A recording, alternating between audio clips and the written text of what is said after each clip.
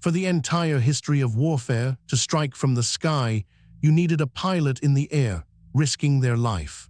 Not anymore. Today, the person flying the aircraft might be sitting in a container thousands of miles away, or there might be no person at all. The drone has quietly become one of the most important weapons of the 21st century, and it has changed not just how wars are fought, but who can fight them. Let's break down how. For most of the last century, controlling the sky was the privilege of the powerful. Air power meant expensive jets, years of pilot training, and enormous risk. A single advanced aircraft could cost as much as a small fleet of ships, and losing a pilot was a national tragedy. Only wealthy, technologically advanced nations could truly project power from above. That barrier, cost, risk, and the human pilot shaped the balance of military power for generations. The drone would tear it down. It began not with weapons, but with watching. The first great revolution was persistent surveillance. An unmanned aircraft could circle over a battlefield for hours, even a full day, with no tired pilot to bring home, sending back a constant live picture of everything below. For commanders, this was transformative.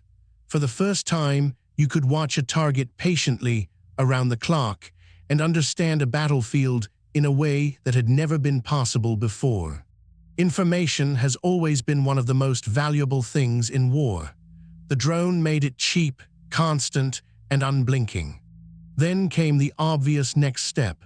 If the drone can see the target, why not let it strike? The armed drone created something entirely new, the ability to strike a target on the other side of the planet, controlled by an operator safe at a base far away.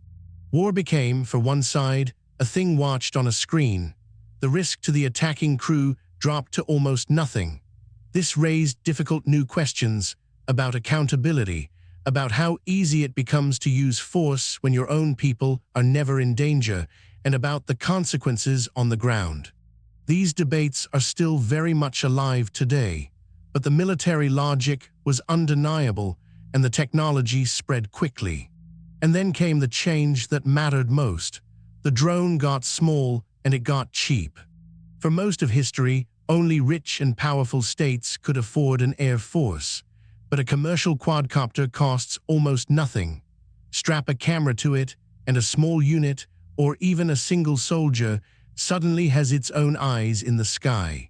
Go a step further, and cheap drones can carry explosives, turning a few $100s of off-the-shelf parts into a precision weapon capable of destroying a tank or a vehicle worth millions. This is the Great Equalizer. For the first time, a weak or poor force can strike expensive, advanced equipment from above. The enormous cost advantage that powerful militaries always enjoyed has been turned upside down. In recent conflicts, swarms of inexpensive drones have done damage once reserved for fighter jets. But the most profound change may still be ahead of us. So far, a human has almost always been involved, watching the screen, making the decision, giving the command. The next frontier is autonomy, drones guided by artificial intelligence, able to find their own targets and operate together in coordinated swarms, faster than any human could react.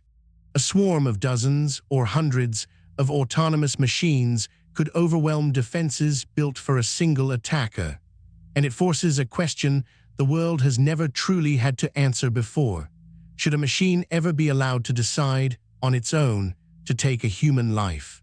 That line between a human pulling the trigger and a machine doing it may become the most important ethical boundary in the future of war. The revolution is no longer just in the air. Today there are unmanned boats prowling the seas and robotic vehicles on the ground. And wherever drones go, a new race follows. Counter-drone technology, jammers, nets, lasers, and other drones, all built to bring them down. Modern militaries everywhere are scrambling to adapt because the lesson is now clear. Air power is no longer the guarded privilege of the few. It is something almost anyone can reach. So what did the drone really change? Three things above all. It changed the cost of war, making precision strike cheap enough for almost anyone. It changed the risk of war, letting one side fight while staying out of danger.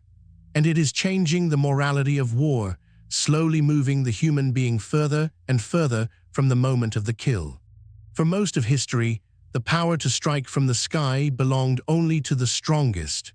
The drone took that power and handed it to almost everyone. And in doing so, it may have changed the balance of military power more than any weapon since the airplane itself.